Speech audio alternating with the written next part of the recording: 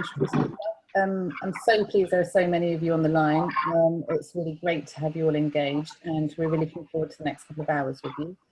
My name is Sally Neville, and I am a freelance consultant, and almost all of the work I do is focused on women's empowerment and promoting gender equality.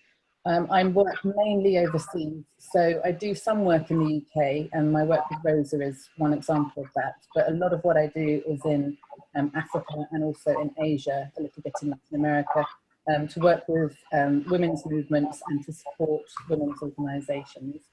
A lot of my work is also focused on research and evaluation, from quite large multi-year evaluations to much smaller scale work, a bit like this. And the work that we've been commissioned to do with Rosa is to, as Anna says, it's to try to find a way of simply and effectively enabling grantees to gather evidence of what it is that you're achieving. And from Rosa's perspective, with the resources that they have, you can imagine they go off into a number of different directions, to a number of different grantees. And Rosa needs to be able to tell its own story about what change it's contributing to and what impact its support might be having. And so from Rosa's perspective, we're trying to enable grantees to gather evidence of what they're doing so Rosa can pull that all together. But we're also really hoping that through this work, and Rosa's hoping that it will also be useful to you, and the evidence that you gather you can use yourselves in your own organisations. And that's really what attracted me to this work. That's why I wanted to do this work with Ruth and with Rosa, because I think that being able to gather that evidence of what you're achieving is really crucial to getting more funding and more attention to the women's sector in this country. And I really hope that the work we're doing will contribute to that. So Ruth, do you want to say a few words about you? Yes, I will. Yeah. So, just to introduce myself, really, I've been working with Sally on this project. I'm also a freelance consultant, and most of my work, like Sally, is in Africa and Asia and overseas, but I do a bit of work in the UK as well. And I'm mainly, as a consultant, what I do is help organisations to gather evidence about the impact they're having. And to help them use this kind of information to shape their work and make changes and make their work more effective. And I do that mainly through research and evaluation on with organisations working with children and families. So women come into that quite specifically. And I think one of the things I like to do in my work is to develop tools that organisations can use to gather evidence of the impact they're having in really simple ways and in ways that are really accessible to them and that fit with the kind of approaches that they use in their day-to-day work. And that's what we've tried to do here with this set of tools we've developed, is to make them as accessible and easy to use as possible. Hopefully that will come through in the webinar today. Okay. Thanks, Ruth. So when we were asked by Rosa to do this work, there was quite a blank canvas to start with. So Rosa was open to different ways of us developing ways to collect evidence or enabling grantees to collect evidence. And the approach we've come up with is one that Ruth and I have developed based on not just our experience of working in the UK, but also overseas experience. And the approach is storytelling. So what we are asking you to do is to collect stories which illustrate, they demonstrate, they explain the sort of impact that you're having as organisations. We were very conscious that this sort of thing could be very complicated, but we don't have a lot of time with you to be able to explain how to use these. You might have quite different levels of experience of ever doing any kind of research or evaluation work before. And so, as Ruth said, it was crucial that this storytelling approach we developed is simple and it's easy to use. And so part of the way we hopefully managed to achieve that is by working with 4 of Rosa's current grantees, where they have been trying out some of the things we're coming up with and have been giving us feedback. And it has been incredibly useful to us. and has really shaped the work that we've done. And we've hopefully got 2 of them on the line today, and we're hoping that they could just say a few words about what it is they've been doing with us and why they bothered to give the time to help us and to work with us in this way. So I don't know, Kate, if you're there, or Vicky from WAST and from Turtle Dove, if either of you want to say a few words. Hello, can you hear me? Yes, hi Kate. Oh good, hi, I've just unmuted my microphone. Hello everyone. Yes, as it says on the screen, my name is Kate and I run a very small grassroots organisation in Cambridge called Turtle Dove Cambridge, and we engage about 14 up to 23 years old that are not engaged in education, employment or training, or very much at risk of falling into that category. And we do that through working at events, and they get work experience at events. So it's voluntary engagement. It's not a course, not anything like Prince's Trust. And also some of the events they're giving to the community. So they're putting on events for older people like Christmas afternoon teas and tea parties. And people book us to serve at their weddings or fundraisers, etc. Yes, and we usually, the last couple of years, engaged 30 young women, and there's usually a core of about between 8 and 10 are engaging at any one time. So what we've been doing, it feels, I have to say, it does feel a very long time ago that we started the process. Yeah. But we have obviously been using the tools that Rosa has, that yourself, sorry, has devised for Rosa. And for me, I think the importance of using them and what really shone through is giving some of the girls and the referring agencies a chance to really tell their stories, and I know it's really obvious thing to say, but their perspectives, and actually put it in language that they would use as far as the impact working with us has had on their lives, and in the context of working with other organisations as well, because one of our criteria is that the girls have to be engaged with other services before they come to us, because we're not a key worker as such. So yeah, it was really powerful. And what was really interesting is with one of the girls in particular having perspective from both herself and also from the referring agency together, so there's a more kind of holistic picture, as well as then piecing together what we saw, so we could see her progress from 3 different angles, which was a first really. We haven't been able to do that before. That's great. Thanks so much, Kate. That's really helpful. And Vicky, I don't know if you're on the line, if you want to say a few words, you can. I can't see Vicky in the participants, but I can see Ginny. Ginny Landon, are you there? I bloody am. Oh, great. We didn't think you were joining. That's lovely. Yeah, I'm just typing digital dinosaur here. Sure that nothing's working, but something's happening. Great. I'm impressed. I don't know if you've heard all of it, but we were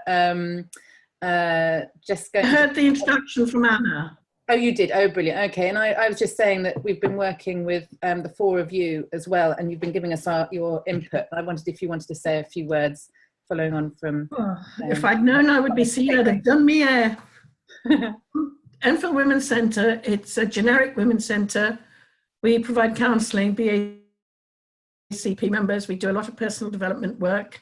We work very closely with the local citizens advice. We have our own worker there whom we can immediately refer people to, especially women and girls who've been through VOG situations.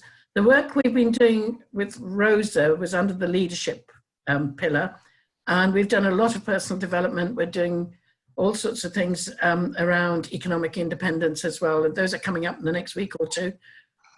Today we've just started a stress course, and this afternoon we're doing a trial of the Freedom Programme for people who've experienced domestic or other violence. We held an event in November, again under the Rosa thing, because the whole thing is about getting women to sort of aspire to more. And it was my journey into politics, and we had our local MP, the mayor, and another local councillor speaking about their experiences and how to get there. And people found that really useful and inspiring. One of the women there went off immediately and volunteered within her local party, and there's now the vice chair. And other women have come up and said they want to join various subgroups and things so that they can get more engaged. So our whole thing is to encourage women to become more active in their community as real participants rather than just the recipient of services. Enough. I don't know. How much more do you want? No, that's fine. I mean, it was just to give everyone on the line just a sense of kind of which organisations have been helping us, and just a few words on kind of why you wanted to give your time to working on the monitoring and evaluation.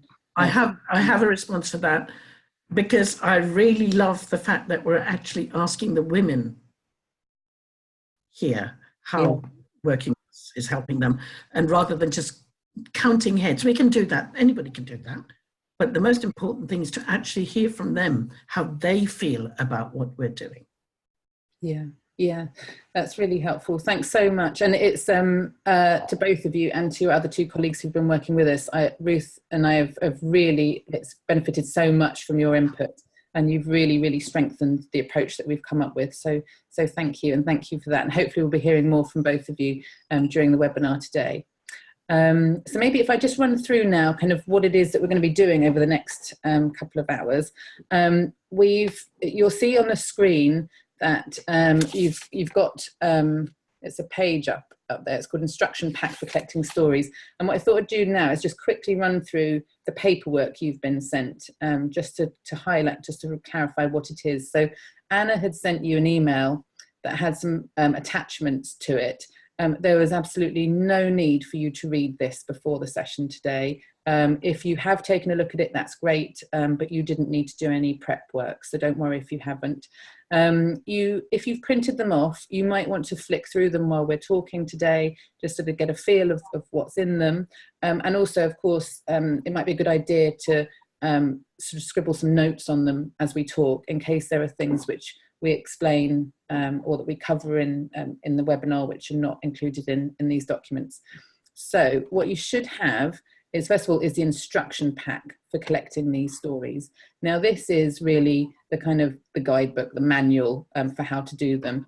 And we're hoping that it's been written in a way that makes it quite nice and clear, not only kind of very broadly what you're meant to do, but also to take you through things in a very step-by-step way. So that is the main document, or your instruction pack. Anna, if you wouldn't mind flicking to the next one. What you've got next are then two separate documents. These are the actual question packs. So what Ruth and I have come up with these stories are two different types of stories that you're being asked to collect. One of them, as you'll see on the screen now, is called Story of Empowerment, and this is the question pack for collecting that first type of story. So that's the other document you've got. And then Anna, if you could go to the next one.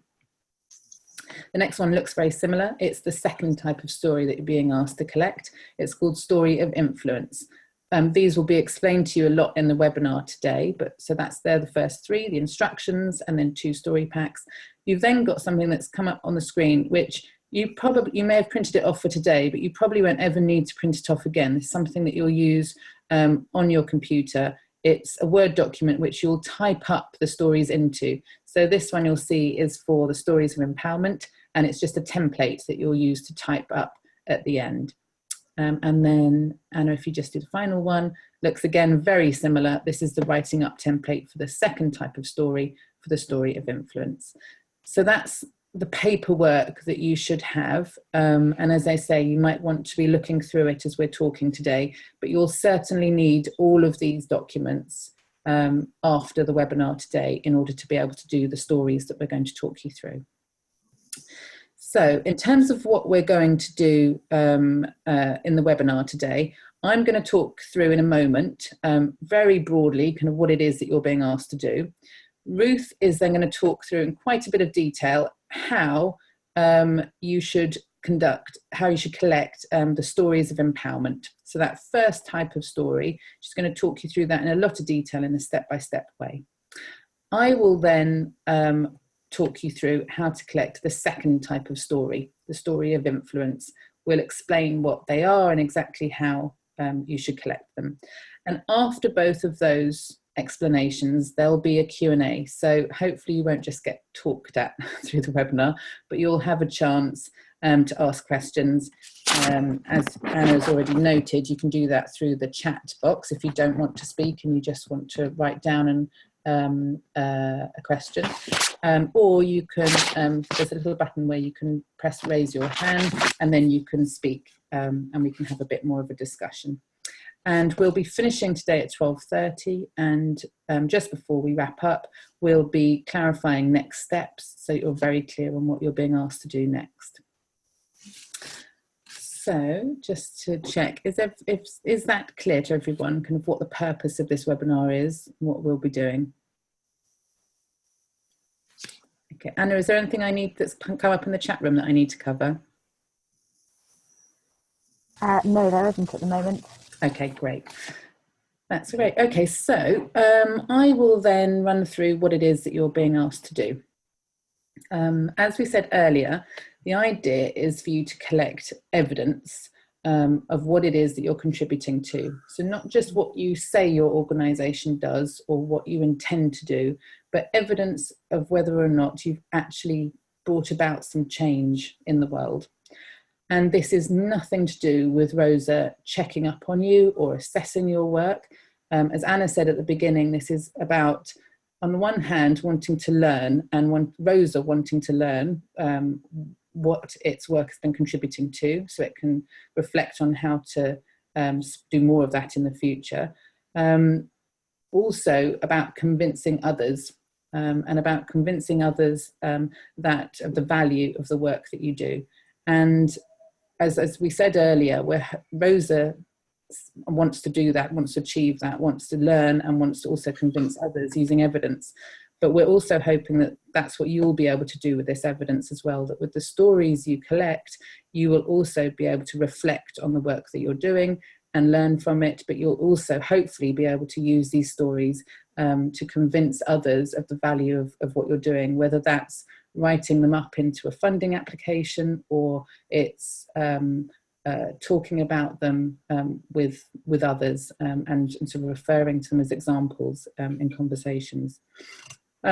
This is, as Ginny had said, this is not about counting things. That's a very typical approach to doing monitoring and evaluation or research, is to count things in order to decide whether or not they're valuable. And that's not what we're doing here. It's the opposite.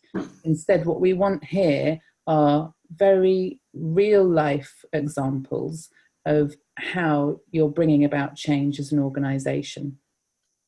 And they're essentially, we're calling them stories, but they are essentially little case studies. And the way that you'll collect them is through conversations, either with conversations with your colleagues or conversations with women who have benefited from your support.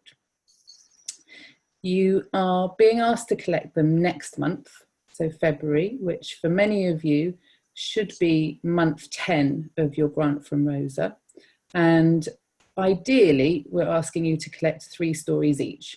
So every organisation that Rosa supports, we're asking you to collect as an organisation 3 stories. It's completely voluntary, so if you don't want to do it, you don't have to. There's no mandatory requirement. And if you had time just to collect 1 story, for example, that would still be very helpful. It doesn't have to be 3, but that's the ideal. And as we said earlier, we've really tried to develop something which is not just convincing and important evidence to collect, but something that should be quite easy and also enjoyable to do. So just very briefly to talk about the 2 types of story again, just to clarify. It's the story of empowerment. Now here, you'll see that we refer to story collectors and to storytellers. The story collector is you'd be asking the questions. The storyteller here would be women who've been receiving support from your organisation. And what we're looking for here is a story of how that woman's life has changed and what your organisation has done to enable that change to happen. So that's the first type of story, the story of empowerment. The second type of story is, as I said earlier, the story of influence. And here, the story collector is again you, so you'd be asking the questions again. But the storyteller this time is not a woman who has been benefiting from your support. Instead, this time, the storyteller is one of your colleagues. So we would ask that you would speak to, for example, a member of staff or a volunteer from within your own organisation. And these stories of influence are looking beyond the women who you have direct contact with, beyond the women who walk through your door, to thinking about how you, as an organisation, you're influencing change more broadly and influencing those with power. Now, that might be a story of how your organisation has influenced the local media or local government or community attitudes, for example. But they're the sorts of stories we're looking for there. Now, for both of these types of stories, there are a few things that it's important to keep in mind in terms of what makes a good story. And this is something that we've really benefited from in terms of the feedback from the 4 grantees we've been working with. And we found that the most compelling stories, those which will end up being most useful, to put it bluntly, are those which are in a woman's own words or in the words of the colleague that you speak to. So they're as human and real as possible. They don't feel too polished or are not using too much jargon. You're not summarizing them afterwards, but they feel as sort of real and as in their own words as possible. The second point that's really important to bear in mind is it's linked to that, and it's the idea of having as much detail in the stories as possible, something which really brings it to life to someone who has maybe never heard of your organisation before, for them to really get a sense of the change that you're bringing about. And it's important to bear those points in mind, not just when you're collecting the stories, so the idea of really placing an emphasis on the storyteller's own words and bringing out detail. It's not just when you're collecting them that's important, but it's also when you're writing them up. So to remember to really capture all of that detail and as much of their own words as possible when you're writing them up too. Now, in a moment, I'm going to hand over to Ruth, and she's going to talk you through that first story tool, the one that's focused on stories of empowerment, the ones where you'll be talking to women themselves. But before we did that, we wondered whether it was good to just pause here for a moment. And we're interested to know whether or not this is something that's entirely new to you, or whether or not anybody on the line has had any experience of using stories or case studies or real life examples before, whether you've collected them or used them, maybe in a funding application or something like that. But we wondered if anybody has used them before. And if you want to just, you can pop a note in the chat box if you want to say something there, or you could speak if there's anything that you wanted to say, but just to get a sense of if this is entirely new to you all.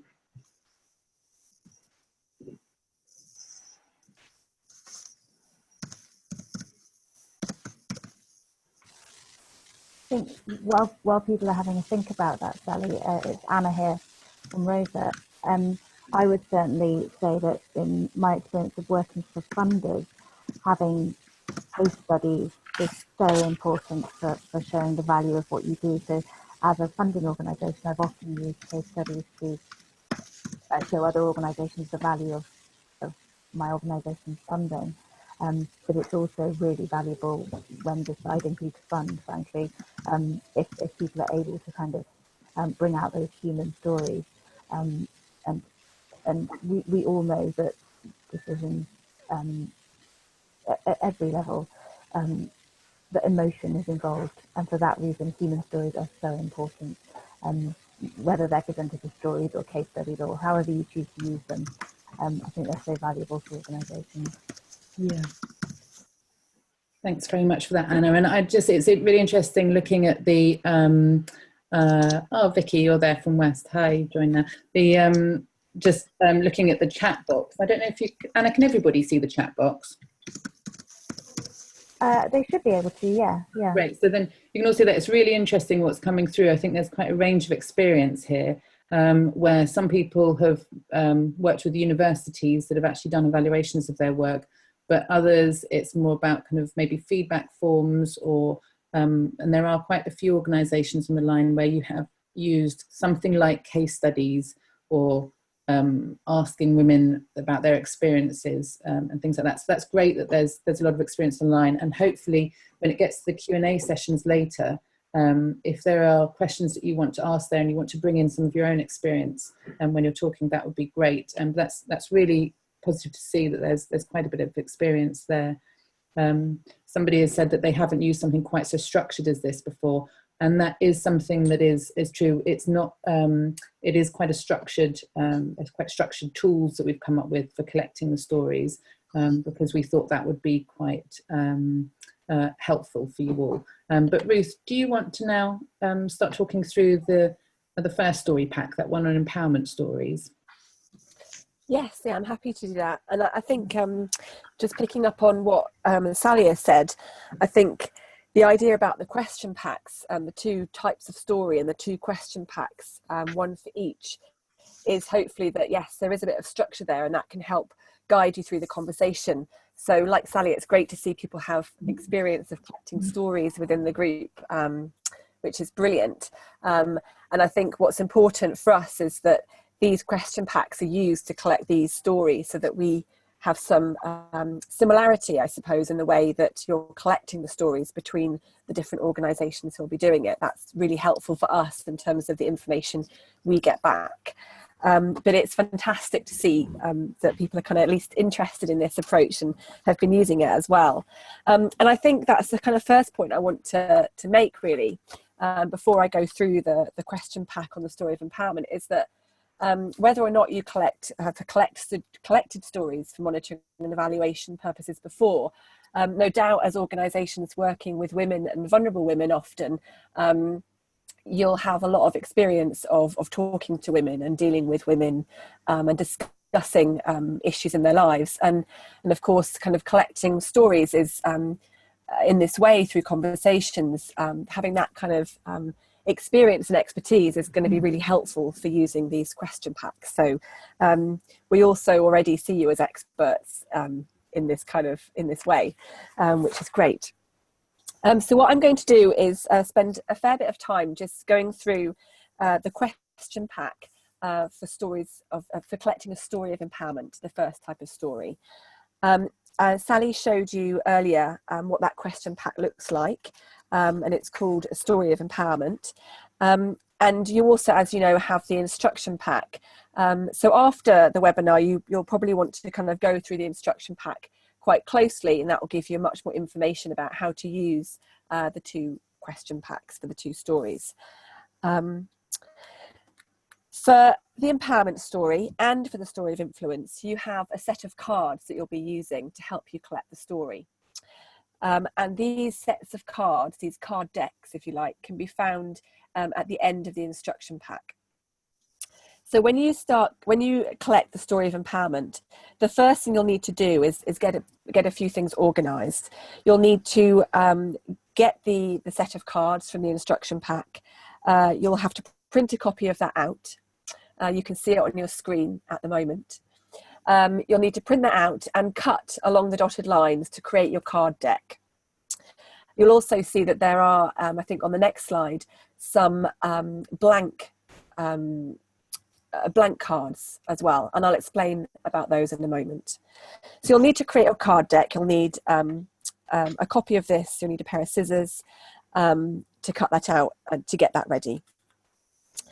And the idea about using the card decks here is that it can help make the story process a little bit more relaxed and informal, and I'll explain a little bit about how that works in a moment.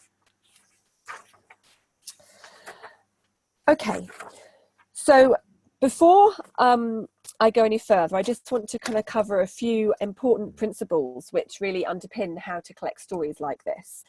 Some of these will be quite familiar to you. So obviously it's really important that the stories are gathered in a way that's quite respectful of everybody who's involved. So we want to make sure that people don't feel uncomfortable, that we're not compromising anyone's safety when we're doing the stories. So a big part of this is making sure that you have the consent from the women that you speak to when you're collecting the story of empowerment to take part in the storytelling exercise. And we've included a consent form for you in the question pack, which we'll come on to in a moment. Often we find that with storytelling, people want reassurance about what their information they give you will be used for.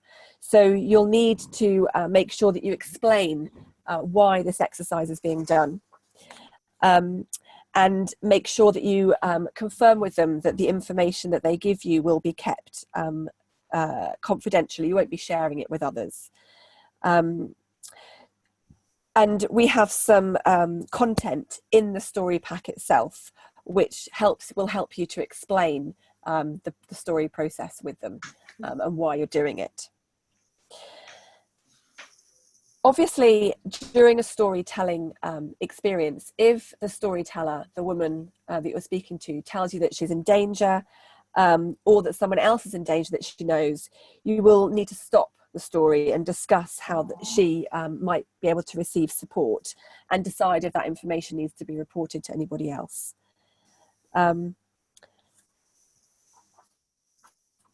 Also, as I'm sure you all are very familiar with, it can be quite upsetting to tell a story. And the women telling you stories about how you may have contributed to change in their lives, there might be upsetting experiences that they're having to relay to you.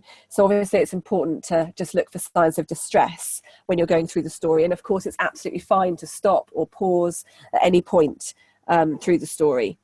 I think it's really important that the storytellers feel in control of the process and not coerced into it, obviously.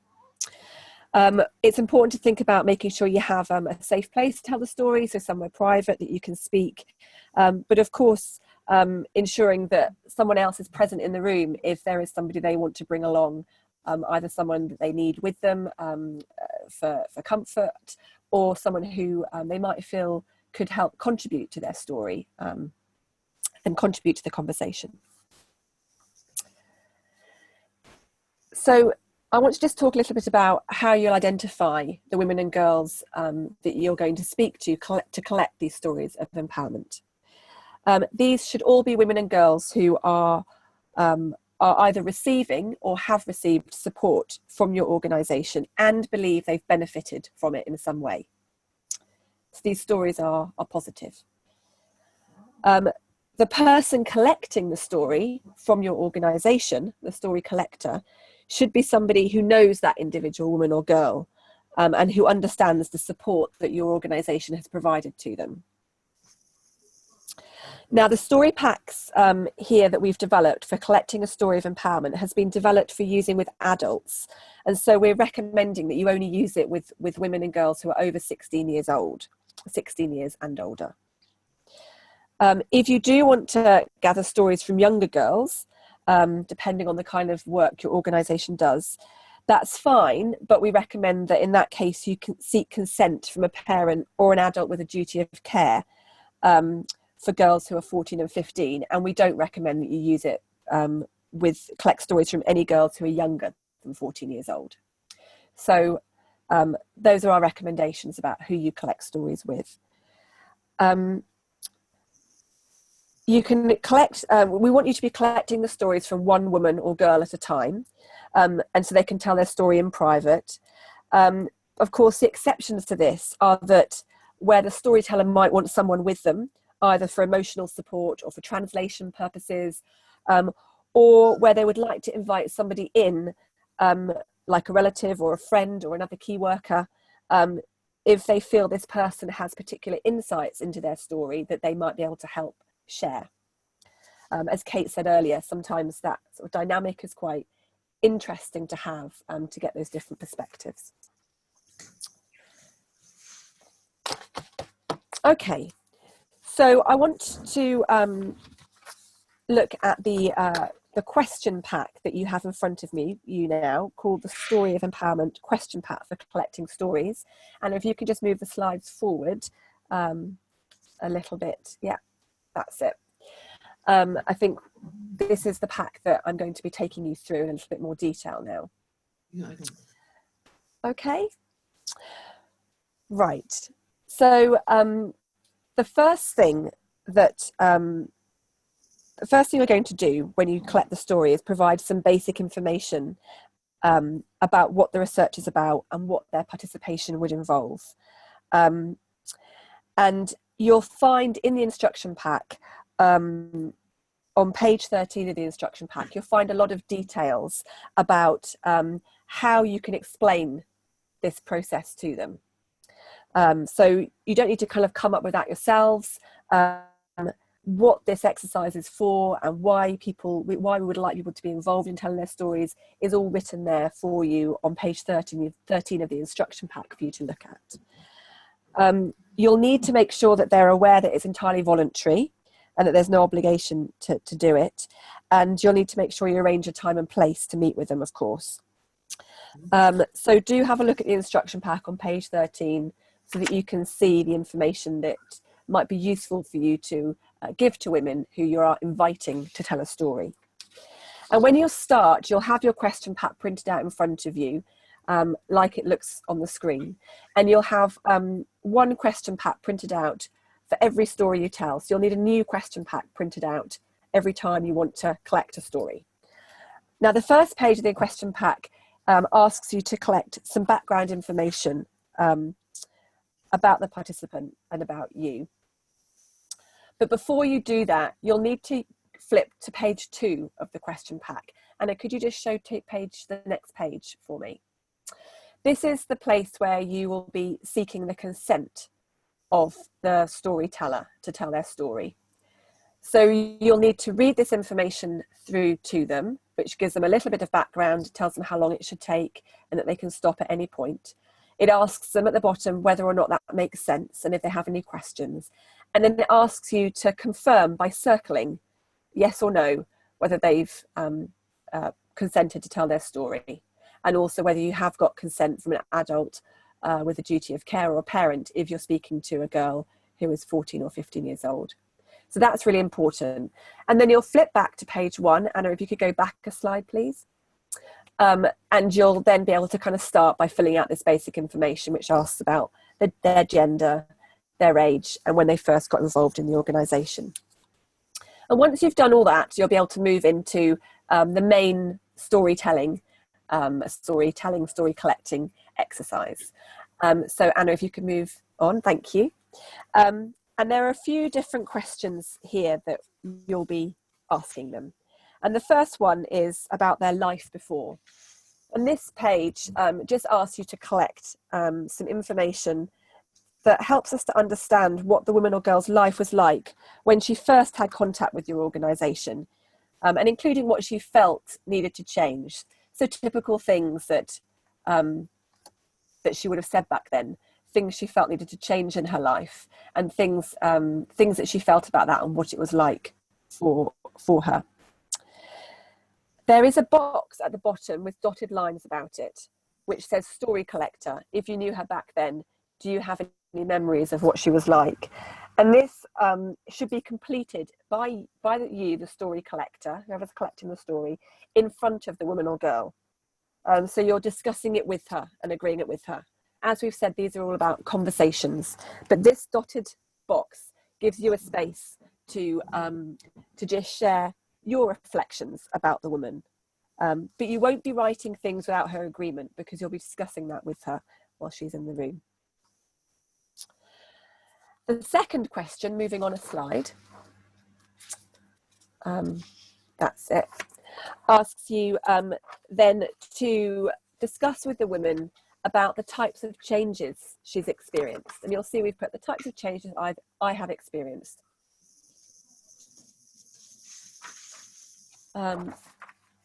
So this is where you'll move on to using the card decks that we showed you earlier, and you'll have your set of cards in front of you.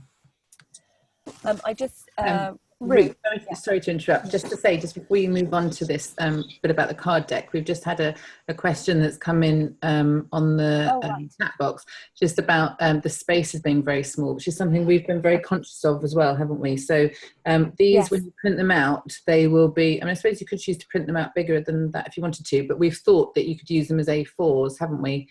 Which means that the comment is that those boxes that you've just gone through, if Anna, if you go back a slide. Page, yeah. that they're very small, and unless you've got tiny writing, there's not going to be as much room to fill a lot in there. This is something we are very conscious of. We've had to try and design this in a way that it could just fit onto one page, so that it wasn't a kind of unwieldy and overly complex thing to use. And we think there's some value in sort of having just one page which together you're sort of writing on.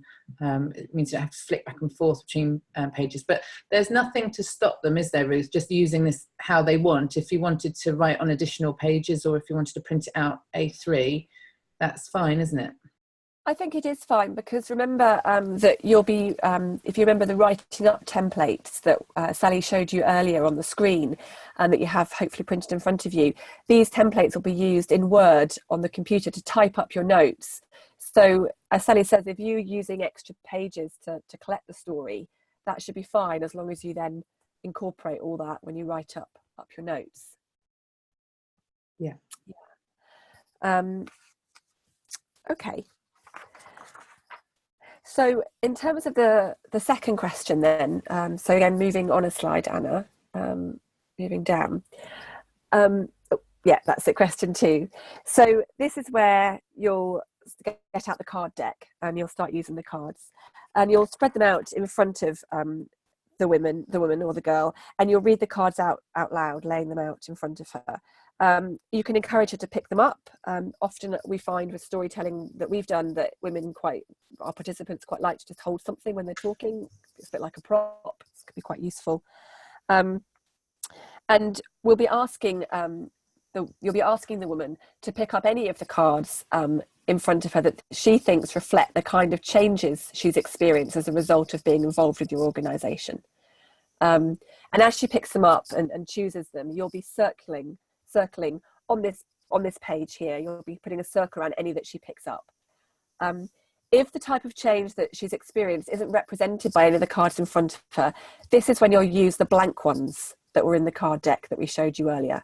And you'll be able to write it into the card deck, into the blank space.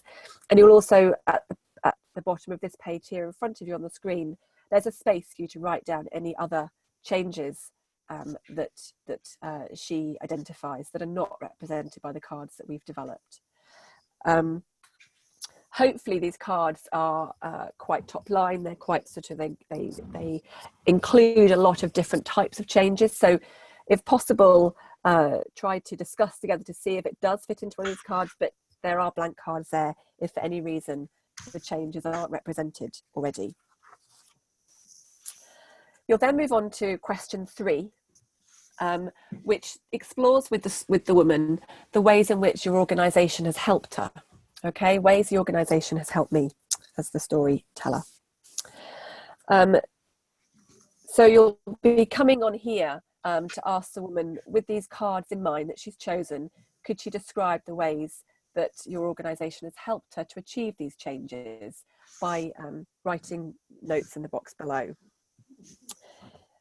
So here it's not, the point is not to get an exhaustive list of everything that your organisation has done to her, but really to capture the most, the things that the woman or girl considers to be most important about how your organisation has helped her to achieve the changes that she has chosen to talk about.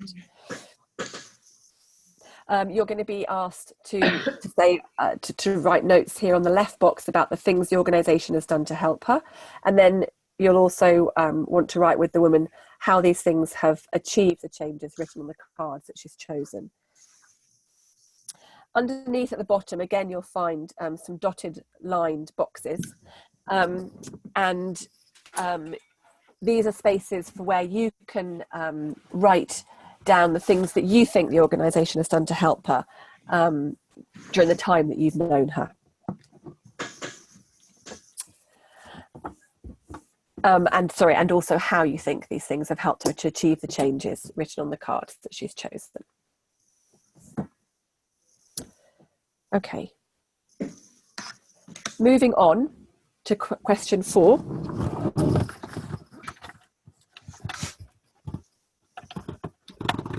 Sorry, I am here. So question 4 is the final part of sort of the main part of the storytelling. And this is where you'll be asking the woman to think about what her life is like now.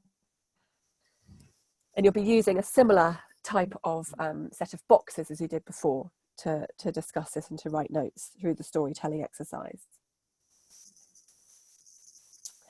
So the purpose of these questions here are to understand the changes that have taken place for the woman, and to really understand, very importantly, the impact this has had on her life. Okay, so it's not just about what the changes are, but now really exploring what the impact of that is on her life. So here you'll be asking her to write down, that you'll be asking her about typical things that she would say that she wouldn't have said before, things that she does now that she wouldn't have done before, and things that she feels like and what that's like for her. So we're really interested in a bit of detail here. I think we're trying to kind of understand some examples of things that she might have said, or things that she might be able to do now that she couldn't do before.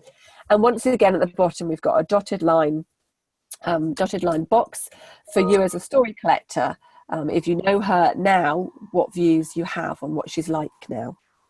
And that, again, you'll be writing those things down in conversation with the woman. So you'll be discussing it with her and agreeing with her very much in a conversation-based way. So that at the end of question 4, you'll be finishing and wrapping up your conversation with the woman. Okay, you'll say to her that the kind of exercise is now complete. You obviously thank her for her time, and then you'll want to kind of explain what happens next to her so she knows. So you'll explain to her that you'll be typing up these notes, that you'll be sending them to Rosa to look at, but that Rosa won't be using her name attached to the information she gave her, so information she gave you. So her personal details and anonymity will be maintained. Ruth, it's Anna here. Can I interrupt quickly? Of course, yes. Had a couple of questions asked. Oh, right, yes, sorry, it's hard to keep track of those at the same time. Thank you. There's people asking about how they record the responses from the storytellers. So whether they're being asked to write the stories by hand or type them into the files. And I think it looks like people might find it easier to type as the stories are being told. So could you just expand on that a little bit? Yes, I can. So we've developed these question packs in PowerPoint, which allowed us to create the kind of layout and the design of the pages in this way, much more than you can do in Word. And we've sent them to you as PDF documents, which means you can't physically open them up in PowerPoint and type into them, because the idea that we had was that it would be easier for people to take a pen and paper and write their notes into printouts of these as they have the conversation with the woman, and then to type them up into Word later. That allows us to kind of have the format that we've got here, and the design and whatever. And also we felt that if you'd be typing into PowerPoint into these boxes, the whole layout as you spoke to the woman would just probably change, that things would jump around from pages to pages.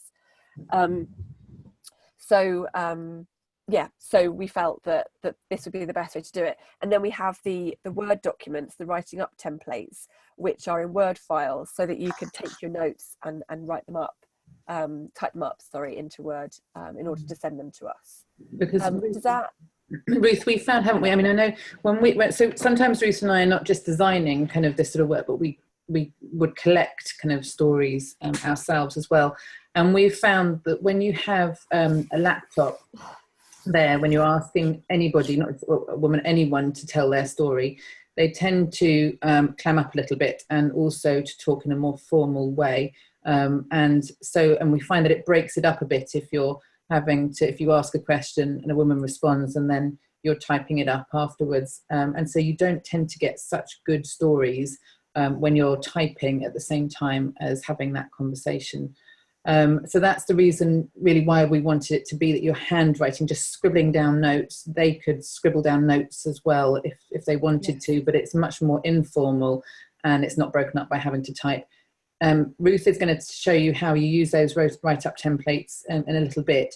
If you really feel very strongly about this, what you could do is have that write-up template on a laptop with you while you're collecting the story, and you could be typing straight into that rather than handwriting on these sheets.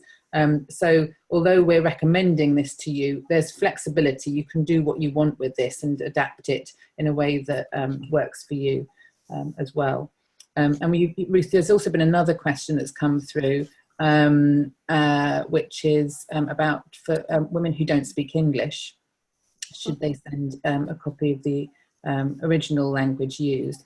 So here, the thinking was that you might want to translate these yourselves. So depending on the language that's being used, you might want to just translate these. You could just do that verbally, or you could write them down in another language as well. The stories, when you're handwriting, you can use any language because that's just for you. These handwritten notes are just for your eyes only. When you're typing them up, as Ruth will explain later, they need to be in English. But the handwritten notes here can be in any language you like. Yes, okay. And of course, just to clarify that you won't be sending these stories to anybody, any women, these documents to any women. You'll be sitting in a room with the woman with the documents in front of you, going through with her. And Ruth, so there's no need to send copies across anywhere. I just saw that in the comments here about whether we need to send copies. Have you seen this one here as well? There's one that's come through about presumption that they'll be face-to-face. Oh, right. With disabled women, they might not physically be there and they'll be doing it over the phone. Mm-hmm. Mm-hmm. Which I think that's absolutely fine. I think this is part of just adapting it to the situation, yes. Whether if you're working with women who have particular needs, whether they're language needs or because of a disability, or that you adapt this however is appropriate. And doing something like this over the phone is absolutely fine as well.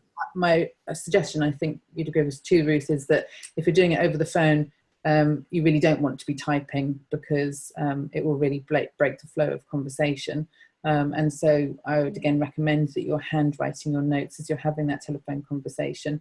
But to be able to just describe kind of these templates or just ask the questions over the phone should work quite well, I would have thought. Yes, and I think the most important thing is that the story is gathered through a conversation with the woman, whether that's on the phone, ideally in person. If that has to be on the phone, of course, fine. But it isn't that you're sending something to her to fill out the boxes and send back to you. Okay, that's just the really important point here, is that this is about a conversation between the story collector and the woman as a storyteller, whether that's face to face or over the phone. Hopefully, yeah, that's clear. Hi, it's Anna here. That was really helpful, both of you. Thank you. Dorcas has just raised her hand, so I don't know if she has a question. Dorcas, are you there? Do you have a question? She's muted at the moment. If she could unmute. I have a feeling there might be an issue with Dorcas's software that the webinar told me about. Let me just see if I can. I think it might be because Dorcas has an old version of Zoom or something that she's not able to speak. Okay. Hang on. Can you type her question to all panelists and attendees?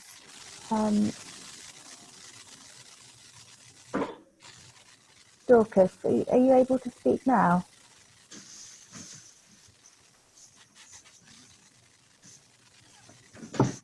Hi, Dorcas, can you hear us? Okay, for some reason that's not working. Dorcas, if you do have a question, do you mind typing it and we'll come back to it? Many thanks. Okay. And also just a reminder, when you type your questions, just do choose from the drop-down menu all panelists and attendees. That way everybody can see it, not just Sally and me and Anna. So that would be great. Everyone can follow the conversation on chat. Okay, so if we just, so you've wrapped up basically the storytelling with the woman at this point. You've done all the questions. When you get to question 4, you've done all the questions that you're doing through a conversation with her. But there is one more page, this story pack, this question pack that I want to explain to you. So Annie, if you can move the slides back to where we were on question 4. Sorry, yeah, that's it. And then come to the final page of the question pack, the next slide, please. And this is the final page of the question pack, but you'll be filling this page out without the woman in the room. So these are your own reflections. So you've said goodbye and you said thank you. And here, this is a final page that just has 2 boxes that provide a space for you as a story collector to add further reflections once the storyteller has left. So there's no need to discuss these responses. This is about your thoughts. And these are really connected to the support that Rosa has given your organisation over the last sort of 10 to 11 months, the time of your grant. So first we're asking, has Rosa's support over the last 10 to 11 months helped your organisation provide types of support that were described in the story that you were just told?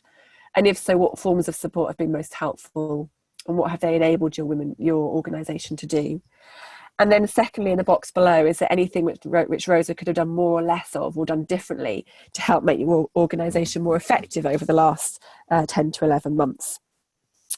Now, I just want to reiterate here that this isn't about being assessed or tested by Rosa in any way. That these responses are not going to affect your grant or anything like that at all. This is simply just for them to get some feedback on the kind of support that you have received that relates to the kind of story that you've just been told. Now, if you're collecting more than one empowerment story, then you might find that it's a bit repetitive to fill in this section. So just do it for the first story you do. If you find that the next time you're filling out this page, it's actually a little bit repetitive, to do it again. Okay. And maybe, Ruth, should we just fill it? Because you'll see that on this section, so the bit where you're reflecting about Rosa's support, assuming that you're in about month 10 of your grant, this is asking you to just think about Rosa's support over around the last 10 months-ish. But it's just important maybe to clarify that that doesn't apply to the rest of the story. So when you're sitting down with a woman and you're talking to her over the phone and you're collecting the story, we understand that just because Rosa has been supporting your organisation over the last 10 months doesn't mean that there's a nice, neat story for this woman to tell from the last 10 months about the changes that have happened to her and what your organisation's done. It's likely that in many cases, the stories that women want to tell predate Rosa's support to your organisation, and that is absolutely fine. So if, for example, your organisation has been supporting a woman for the last 3 years, and she wants to be able to talk, when she's talking about her life before she came to your organisation, that might be 3-4 years ago, that's absolutely fine. She doesn't have to locate her story just in the last 10 months. It's only when you come onto this final bit where you're reflecting on Rosa's support that you're thinking about that time frame. Yes, thank you, Sally. Hopefully that's clear to everyone, but if not, just shout in the chat box and we'll have a moment. In a moment we'll have some time for questions and any clarifications. But before we move on to any questions, there's one final bit of the exercise that I want to just cover, which is what you do once you've handwritten all these notes and you've filled out this question pack for the story you've collected. You've added your reflections, you've finished it all, and you've got your set of notes in front of you. What you want you to do then is to open up your Word document writing up template, the one that's entitled Story of Empowerment, and use that to type up your notes. So you can send them into Rosa. Now, the typed up notes should really be as similar as possible to the ones that you wrote by hand. We don't want you to summarise them or change them anyway, or add or embellish the story at all from your own point of view. We simply want you to type up the notes that you collected when you did the exercise, when you did the conversation. The writing up template for story empowerment is the one that should be used. You should use that once and then save it and give it a file name. And then the next time you collect another story of empowerment, obviously you use a completely new question pack printed out and you write it up in a completely new writing up template in Word. We've included in the instruction pack some very specific instructions about file names, so how you save the document, the Word document you write up. And we've also provided an email address at Rosa where you will be sending your stories, your Word document stories to, as attachments to an email. Ruth, should we show the template? Anna, I don't know, is it the next slide along, or do we need to go back? No, we need to go back. If we go back all the way, you know, when I showed which ones, what paperwork people have been sent, just see that it looks like, there we are. It looks like that, and it's the one that you wouldn't print off. It's one, the Word document you just have on your computer and you type up, as Ruth says. Exactly. Yeah. Thank you, Sally. Thank you. And I just want so check your instruction pack so that you can see how you give the file a name. We want you to include some information such as the organisation's name, followed by the story type and the number. So whether it's Story of Empowerment 1 or 2 or whatever, how many you've done. So all those instructions are in the instruction pack. The email that you should send them to as attachments is in the instruction pack. And then just a final point to make here, that when Rosa use the stories in their reporting, they'll make sure that they don't attribute the story to the organisation that collected it or to the individual woman as well. You'll notice that on the actual Story of Empowerment question pack, we're not actually asking you to collect the name of the woman involved. So Anna, if you just flick through, just flick down, oh sorry, up to the story, sorry, up to the Story of Empowerment, one more. That's it. So you'll notice here, we're not asking you to put the woman's name down. We're asking you to put your organisation, the location you're collecting the story in, such as your venue, the name of the story collector, so you or whoever, the date, and then we're asking you to collect the woman's gender, age, and when she first got involved. We're not asking for her name, so that's important. Rosa won't be attributing the particular stories to an individual woman, and they won't be attributing it to the organisation that collected it. And this is to protect the organisation and the identity of the storyteller, which is important if there's some particularly some sensitive information, or it would be possible to identify someone just from the details of their story. We don't want to make that public. So that's just a note on that. Anna, if you want to flick that down to the bottom of the Story of Empowerment section, there is some time now to have comments and questions or any clarifications that you want about the Story of Empowerment before we move on to the second type of story.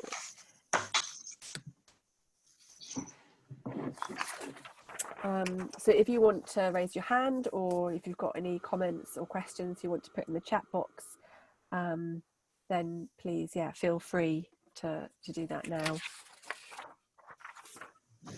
or take a moment just to reflect on the pack or have a look at it. See you later. See ya.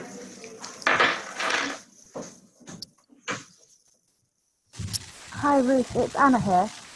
Hi. I have a question. When a story collector is typing up the story, I expect that I can imagine when a woman is telling her story that it won't be told as a story. It will be told as lots of separate feelings and observations, that they might not be linked together. So, for example, things that needed to change in my life that might not be articulated as a kind of paragraph of prose. It might just be a list of quite random different thoughts. When the story collector types that up, you're expecting them to just write down what the woman said rather than to sort of make it into a story. Is that right? Yeah. Sally. For this part of it, yes. So if you think of these are sort of like this. These are just, they're quite raw. What you send in is will be, yes. If a woman has come up with just some ideas, she's sort of thrown out some thoughts and things like that, and then you've written those down, and they're not in complete sentences. It's not in a coherent story. If you look at each sort of segment of the template, when you then come to write it up, you want to write it up exactly as you have written it, handwritten it, while you are collecting that story. So if all you've got are some sort of fragmented ideas as well, that's absolutely fine. You kind of just keep it in that raw form. That's what you send in.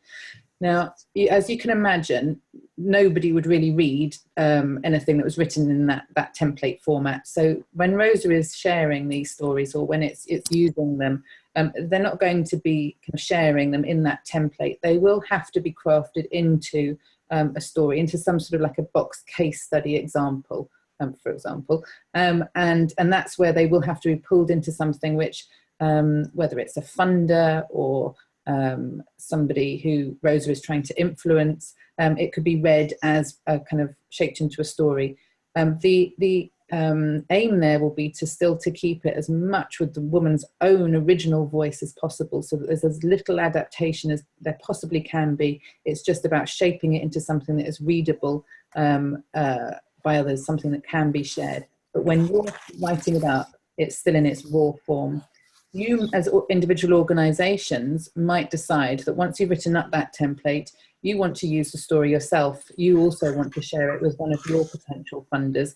And that's where you will also, you obviously wouldn't share that template right up to a funder. You would need to craft it into something which is a readable story, something you can share with others. But again, the principle of sticking to that individual woman's original story as much as possible will remain just as important when you're doing that.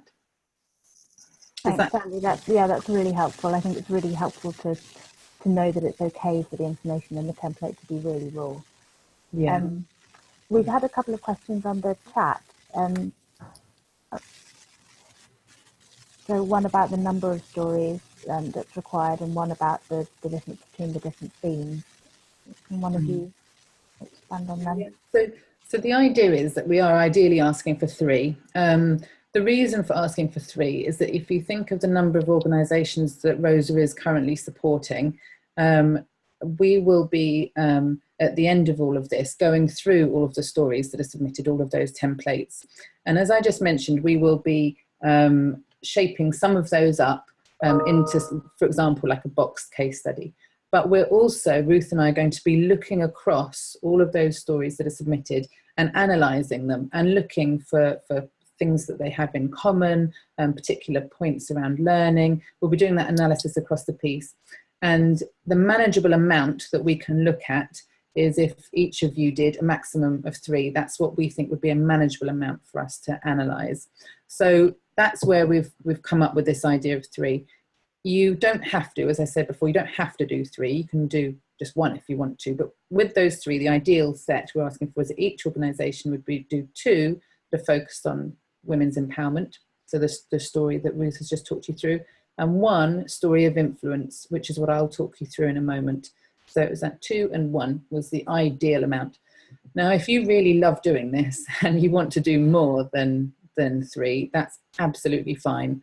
And if you think, I don't really like the story of influence, I don't want to do one, or I'm not sure we've got much of a story to tell, I just want to do the stories of empowerment, you could do 1, you could do 5, you can do however many you want. So what you want to bear in mind with that is partly what Rose is asking you for, what Rosa would find useful, which is ideally that set of 3. But from your own perspective as an organisation, how many would you like to collect? Would it be useful for you to have a set of, for example, 10 stories, because you might want to do your own analysis? You might really feel there that you could use kind of lots of different examples in your funding applications, for example, or your reports or your website. So there's lots of flexibility there. You can decide how many and whether you use both types of story or just 1. Yeah, there's also another question that's popped up there. So there's two more questions here. So one is, can all your stories be about empowerment, or do they have to split between the 2 themes, which we've responded to, Sally? I just want to also add that, the story of empowerment, the story of influence, it's still using the question pack in order to collect those stories from the women's point of view when it comes to the story of empowerment. And the story of influence, as Sally will go on to explain, is a story that you collect with a colleague. And we've got one here that, what if it turns out that more than one story is similar, just in case, should we speak to more women to get 3 different stories? I think that was just sent to us, Sally. Do you want to respond to that? Yeah, I mean, you might have a feel for that beforehand. I mean, it depends on the size of your organisation and how closely you work with women, sort of how well you know them. You might have a sense of what their stories might be to start off with. And it might be a good idea to invite women to tell their story where you know you're going to get a bit of variety, because they're telling stories about different aspects of the work that you do, for example. Or different, have different perspectives on what it's been like to be supported by your organisation. So having that variety in there is probably a good idea. But it may be that you're not quite sure what the stories are going to be until you start to hear them.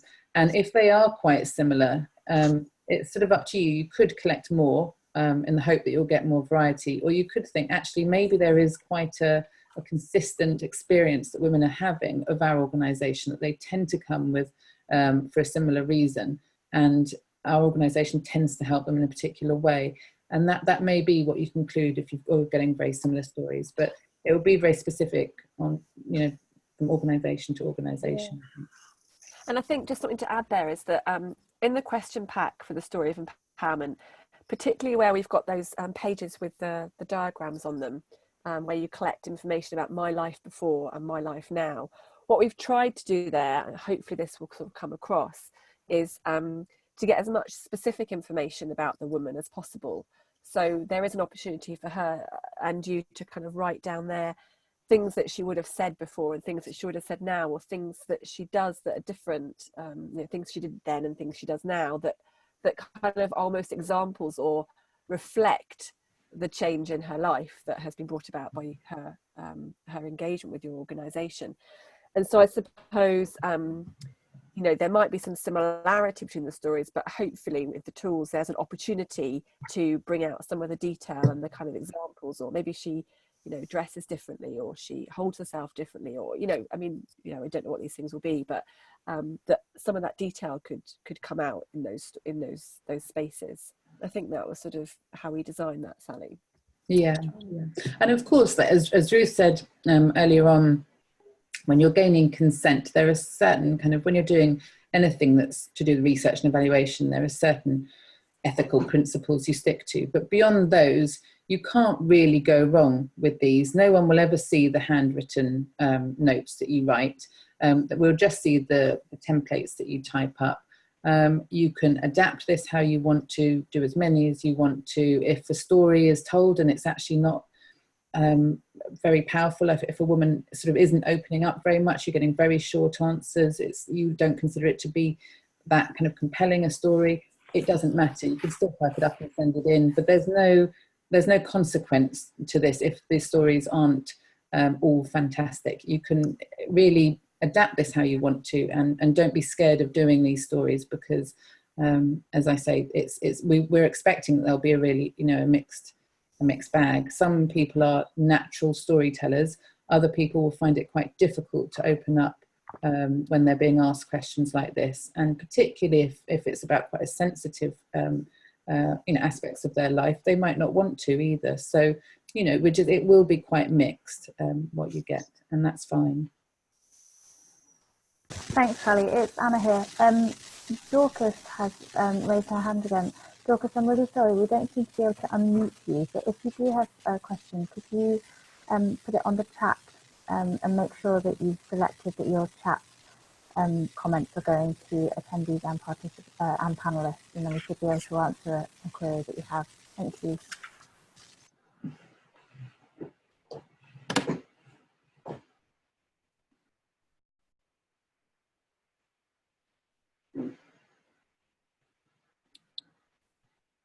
Does anyone else have any questions, or are we okay to move on? I'll hand back to you, Ruth.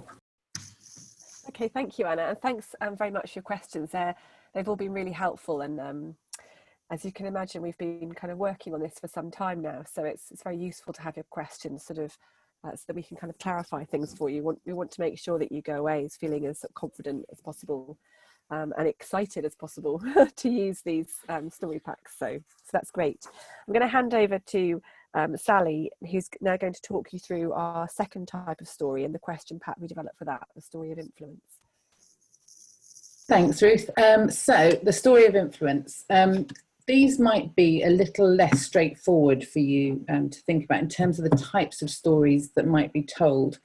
What we wanted to do here was look beyond the women who walk or come through your door and who you support. So beyond those individual women, it's thinking about the impact that your organisation has beyond them more broadly. And what we wanted to capture here were stories of where your organisation has influenced somebody or an organisation with power. And so this could cover a variety of things. We'll probably get a huge range of stories here. So it may be that you wanted your local newspaper to report on a certain issue or to report on it in a certain way, and you may have influenced them, provided them with information, provided them with a story, so that they could report on something more accurately. You might have wanted to influence a funder so that they prioritised funding for a certain issue. You might have wanted to influence local government to do something. You might have wanted to influence local community members. So thinking beyond women you're directly supporting to the wider communities they're part of, you might have wanted to influence their thinking or their behaviours. Or you might have wanted to influence online communities. You might have wanted them to start discussions on something, or to influence the way that something was being discussed online, for example. And it may have been that you didn't even set out wanting to bring about any of this change. You might have just sort of naturally done it as part of your work. And when you're looking back and reflecting on it now, you think, actually, I think we really influenced the way someone thought about that, or I think we influenced someone's behaviour there. And they're the sorts of stories that we want you to capture here, whether it was intentional that you were going to influence somebody or something, or whether or not you've sort of just naturally done it. And the thing that's very tricky here, with any research or evaluation that is trying to capture evidence of influence, is that you very rarely do it on your own. You might have a nice, neat story of how your organisation has directly influenced something, but it's often that your organisation's work will be part of a mix, and that there will be a number of organisations or people who are trying to influence something, and that you're sort of achieving it together, and that it's a bit of a collective effort. And you can capture that in your story as well. But the idea that you're contributing to something, you're influencing something, at least to some extent, that's what we're wanting to capture here. Now, unlike the stories of empowerment, where you will be identifying individual women to collect stories from, the women who your organisation is supporting, here you will be collecting stories through a conversation with a colleague. So there are a different set of questions for you to use. And this colleague may be a volunteer at your organisation, maybe a member of staff, but ideally this person should be somebody who thinks that your organisation has influenced something positively. Your organisation has had some influence, so they feel there's a story to tell. And ideally, this colleague that you're talking to should have been quite closely involved in that influencing effort. So whatever your organisation did, they should be able to talk about it firsthand. It is possible that you are all that person. You're the people from your organisation who's been most closely involved in some influencing work. And what you might want to do is sort of flip this round a bit, so that actually you're equipping a colleague of yours with this story pack. You're asking them to ask you the questions, if you see what I mean. So you become the storyteller here.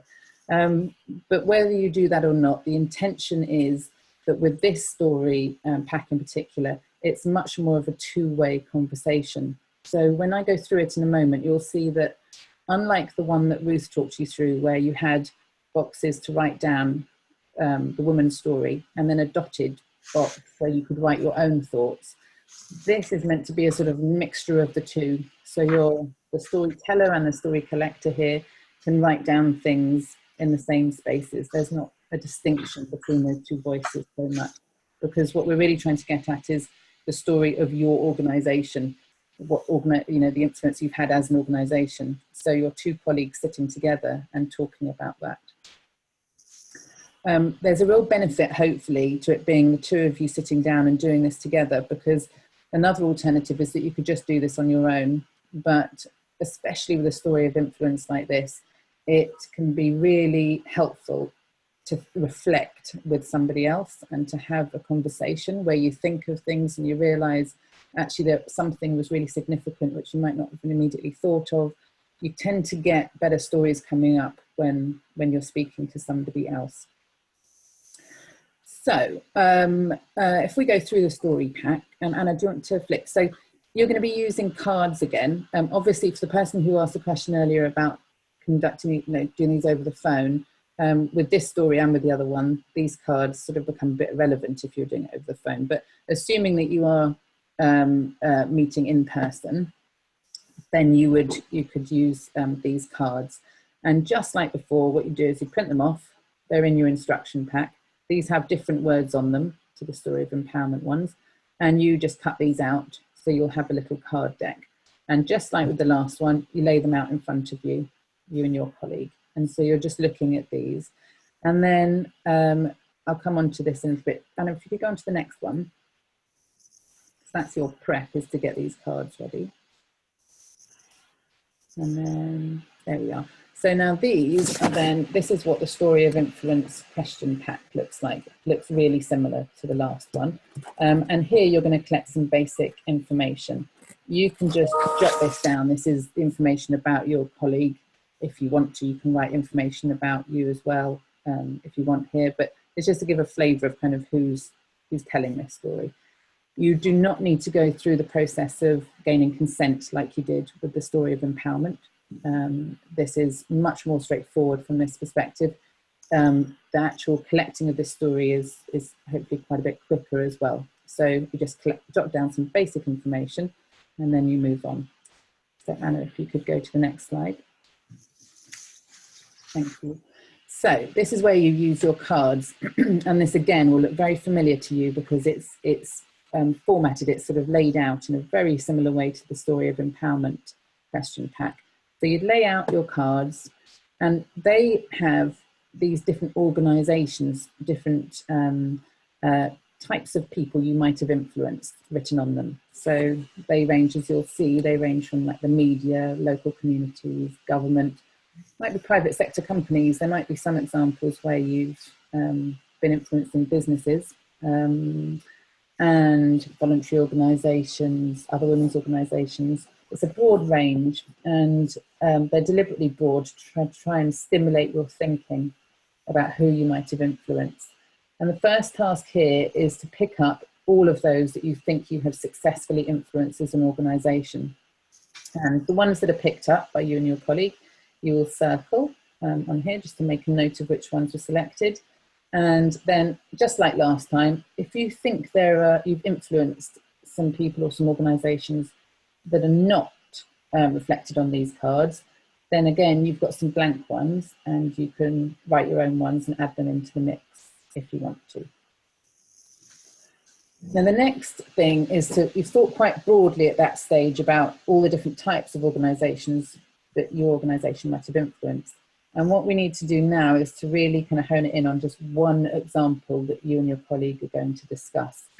So what we then want you to do, this is under question 2, is to think of one single example where your organisation has been particularly effective at influencing something or someone. And then you note down on here which of the cards that relates to. So you might have thought that you've been particularly effective at influencing, for example, the local newspaper. So you're going to think of one particular example around that, and you would say that it related to the media card. And then you also make a note of which year this example took place.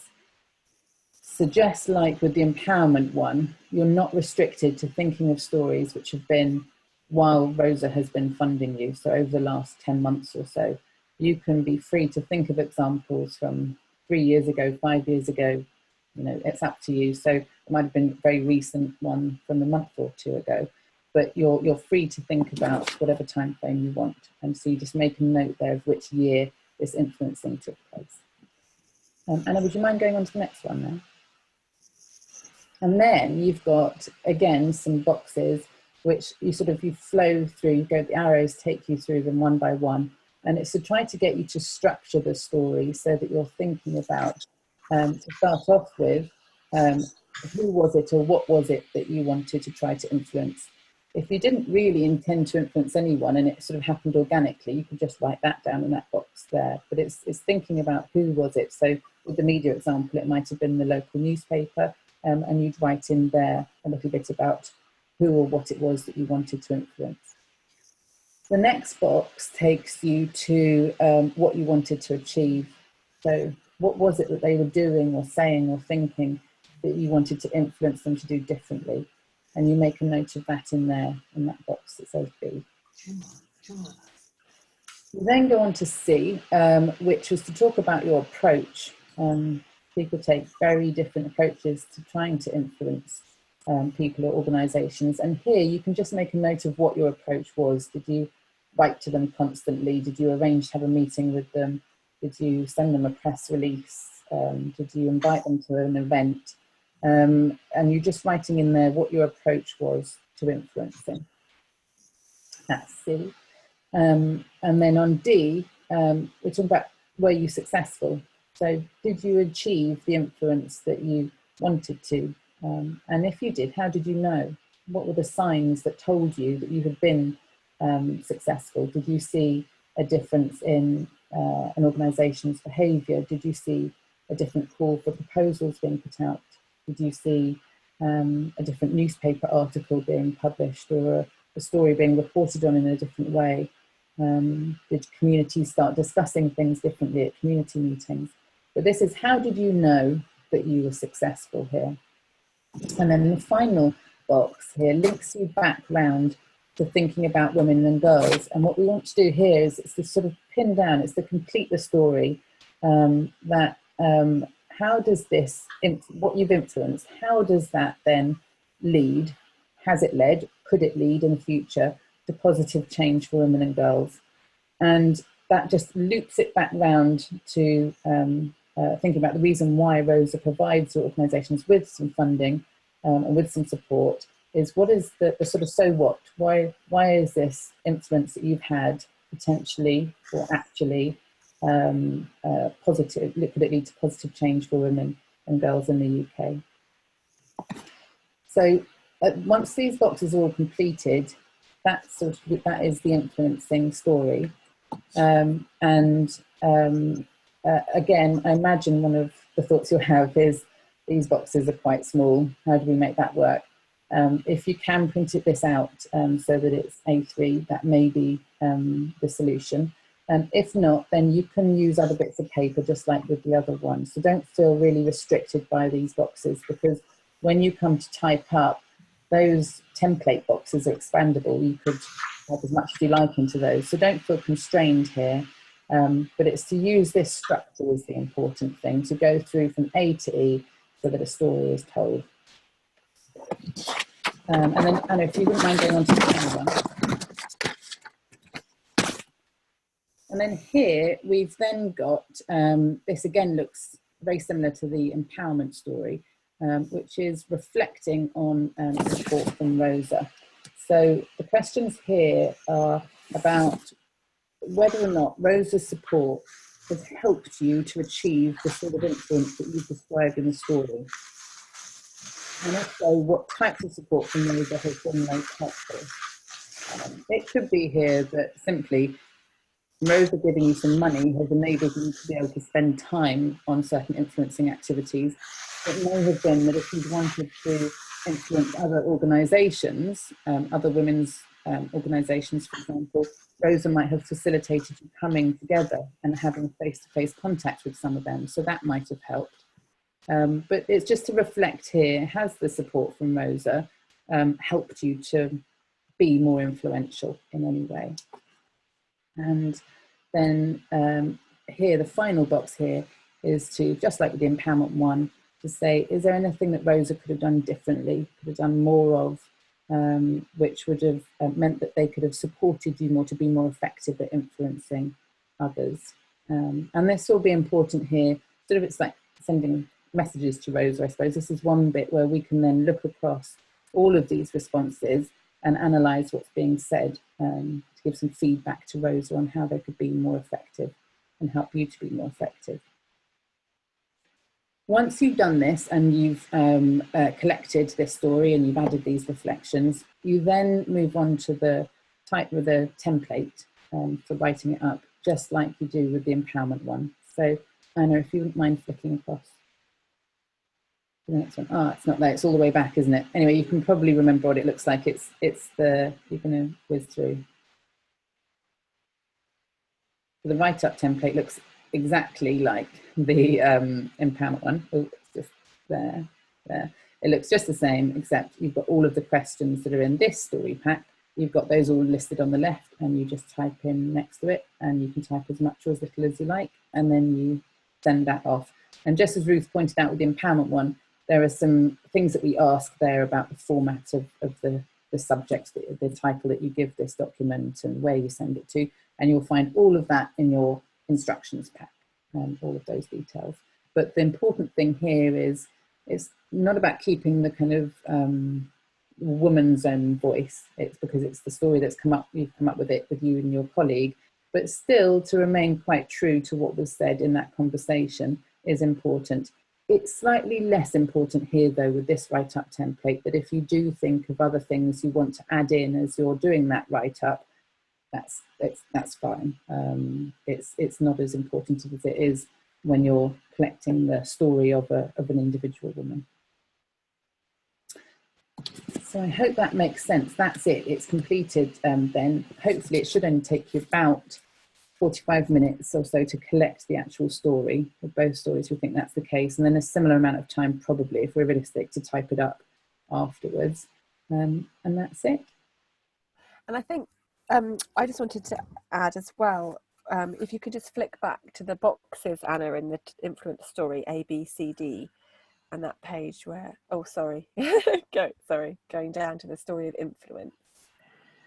I think just another point to make about, in the same way as with the story of empowerment, what this sort of, these boxes do is really, with the specific example in mind, as Sally has said, are asking you to kind of give detail about the story of influence which is described and what was actually achieved. So rather than just explaining your kind of broad approach to influencing as an organisation, which you might or might not have, this is very much about this specific example.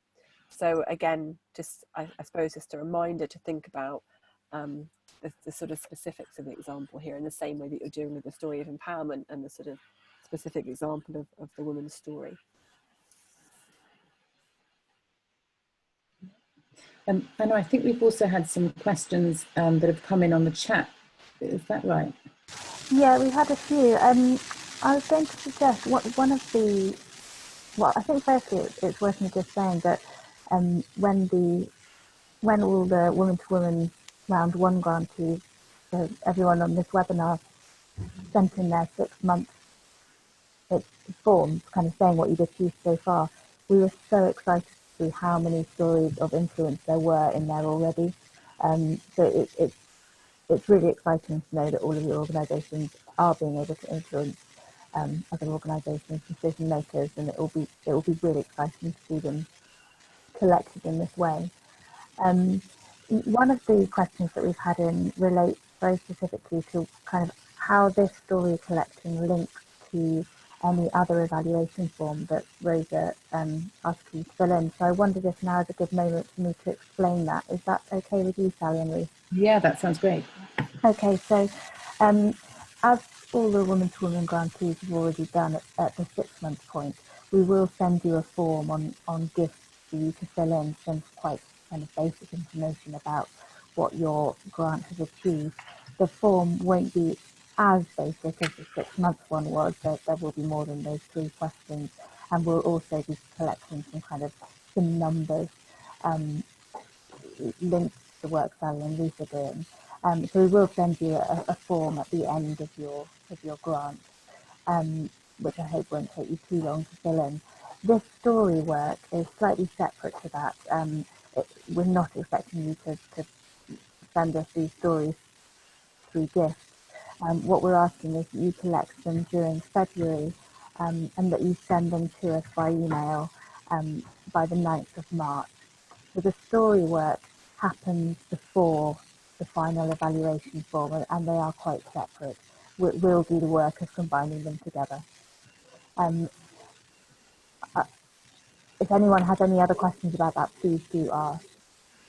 The other questions we've had, Sally and Ruth, I don't know if you've had a chance to look at them. One is about the time frame of the story. So asking about, if the story of influence can be from any time in the organisation's history, how does it relate to woman to woman? Do you want to say a bit about that? Yes, of course.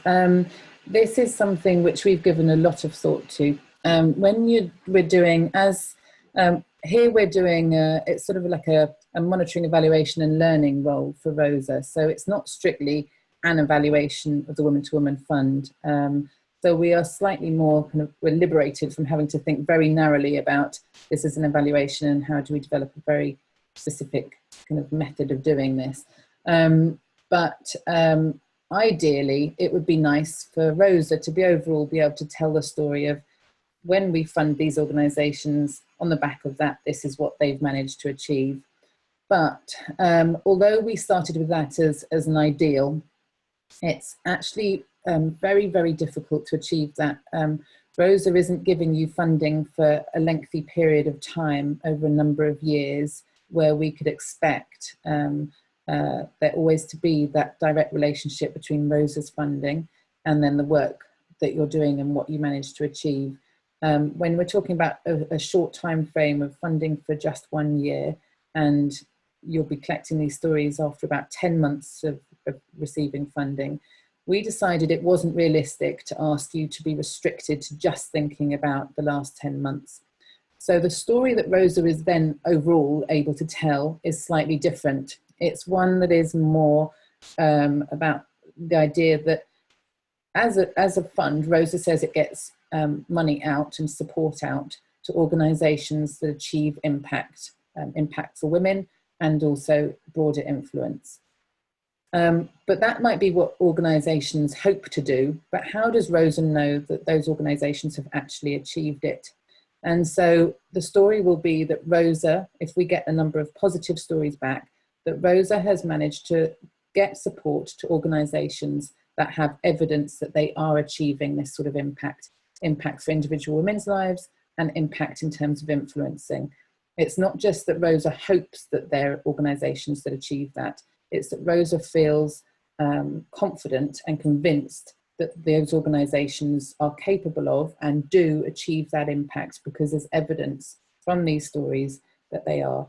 So it's a slightly different story that's being able to tell. I completely take your point. It would be much neater if it was just within the 10-month time frame. But we think that many stories just won't fit into it, and it's artificial to sort of ask women especially to tell their story just in the last 10 months when an organisation might have been supporting her for a lot longer than that. Does that make sense? Thanks, Sally, that's really useful. And if there are any more questions around that, please do enter them into the chat box or raise your hand. There's also been a comment from Ginny asking about whether these tools could be used in other contexts, so in group discussions, for example, not specifically for this story collection, but just more broadly. I don't know if you want to comment on that. I think it's a great idea. I mean, if we could see some adaptation of these tools where you think, okay, well, Rosa's asking us to do this, and so, we'll do it. But actually, what do we want as an organisation? And as an organisation, if we adapted it a bit or used it differently, it would be a better process for us. It would lead to a better output for us. We want to do it differently. That would be a very, very positive thing here. We really hope that you do adapt in that way. And the idea of, especially the story of influence, using it as a staff team, I think is a really lovely idea, and you'd probably get a much more nuanced, detailed story emerging from it. We haven't asked you to do that because for some organisations, especially those that have very few people working with them or a very short in time, that just won't be possible. But where you can do it, I think that's a brilliant idea and could work really well. I think one thing to add to that, I obviously agree with Sally on that. I think one thing to remember when if you are going to do it in a kind of group setting like that, is that it's often easier, isn't it, when you're talking with one other person to kind of discuss and then kind of go, oh, let's capture that on our sheet and let's write it down. Whereas when there's sort of lots of people talking and throwing their ideas in it, sometimes the detail of the conversation can kind of get lost in the recording of it. So I think that adaptation is great. Just really pay attention to capturing the detail of that, because all the nuance and information that will come out through those group discussions will be so interesting and will be so useful that, you know, it'll be really important to just make sure it doesn't get lost in terms of the recording of it, because, you know, the conversation has a life of its own and kind of takes that momentum. Thanks, Ruth. That's really helpful. We've got about 5 minutes left, so I think now's probably a good time for me just to remind everyone what the next step is, and then if there are any further questions, we can either address them in this webinar or afterwards. So as Sally and Ruth have said, what we're asking is that each organisation collects 3 stories, so each of them will take between 40 and 45 minutes to collect, and then probably realistically the same amount of time to type up. We're asking that you collect those over February, so it's kind of a short, sharp burst of collecting stories, and then that you type them up fairly quickly afterwards, and that's to make sure that you don't lose any of the information. And we've set the deadline for sending those stories to us at Rosa by Friday the 9th of March. So this is quite a quick kind of, yeah, as I said, a short, sharp burst of collecting these stories. And then later on, the end of grant evaluation form will happen, and we'll contact you about that separately. They're quite separate things. Sally and Ruth might want to say something about this, but I think it's worth saying that if there are any questions about how to use these tools, then we really want to hear them. So, for example, the conversation we've had about how you use these tools over the phone, it might be that we need to have another conversation about how those card decks can be used over the phone, for example. So that this isn't the end of the conversation. If people want to ask more questions, please do.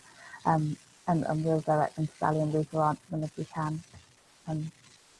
Sally and Ruth, is there anything you want to add to that? No, I think that's fine in terms of next steps. There are a couple of further questions that have come up on the chat. I don't know, they're very quick, I think, to respond to. Yeah, that would be great, thank you. That was, yeah, and I suppose just to reiterate, as Anna says, like if you do send emails through to the info address, Ruth and I are very happy to follow up with the telephone conversation with any of you if that would be helpful, or to reply to you over email. But we've had questions about flip charts. I think that's a brilliant idea, especially for the influencing tool. I think that sounds great. And on the cultural and religious background, so we've had a question about should that be included as part of the story if a woman wants to express it? And I think the important part there is that if she wishes to express it part, we haven't required it, so there isn't a specific space for it, but certainly that would be great if that's woven into the story. And if you feel that a woman's comfortable to talk about that, then if you try to bring that out as well, that would be great. And then we've got one final one here from Kelly about, can we use stories we have already gathered and used in published forms? Who's seen that, Sally? So on that one, I think if you've got them close to hand, and it's very easy to just send them into the info address, and you don't have to do any extra work to kind of to submit them, then yes, you may as well do that. Ideally with these stories, we want them written up in the templates that we provided. That's how it will help us when we're looking across all of them, if they're all in the same format. But it could be quite a bit of work, I think, if you haven't collected them in that structured way, to translate them over to the templates. So if you're able to collect new ones so that they come in that template form, that would be very helpful for us. If you don't have time to do that and you want to just pop some over into the info addressing ones that you've already typed up, then yes, that would be great. We might not use them in exactly the same way, but it'll be useful to have them. And I think on that point, it's the templates that we put together. We're obviously asking for sort of some specific information there as well that kind of capture some of the things that we're interested in, that would allow us, as Sally said, to look across all the stories and sort of and view them together in our analysis. So stories that are collected using these templates are kind of preferable, and it'd be great if you can do that. And we've just had one, I think we're going to have to wrap up in a second, aren't we? But we've had one question about the gender question. If I've understood that correctly, then it's just that you use that how you want to, or how women want to. Yes. They're not. It's not. It's not binary. There aren't some tick boxes there. Women can fill that out however they want to, however they want to explain their gender. Thank you so much for Sally and Ruth for answering all those questions so quickly and clearly. And thank you so much, everyone, for asking so many questions. It's been really wonderful to be sitting at my desk but feel connected to so many other people right across the UK and kind of feel everyone feeling excited by this. I really hope the next steps are clear, but if you switch off the webinar and completely forget what it is we're asking you to do, then it's quite clearly explained in the instruction pack, but also you can always get in touch with us on that info email address or just give us a ring. So I can't express my gratitude enough to everyone who's participated in this, and thank you especially to Sally and Ruth. We've really, really enjoyed working with Sally and Ruth, and I think you can feel the excitement around this story collecting. And I hope you all really enjoy doing it. So thank you all so much for being here. And unless Sally and Ruth want to say anything, I think we'll wrap it there. Sally and Ruth, is it just anything final you want to say? Reiterate a very big thank you. It was so exciting to see so many of you were going to join, and it's brilliant that you've engaged in this so well, and we really look forward to reading your stories. Thank you all very much. Yeah, ditto to Sally. I'm very much looking forward to seeing what comes back. So good luck with it, and I hope you find it enjoyable and interesting. Great, thank you. Bye, everyone. Bye. Bye, everyone.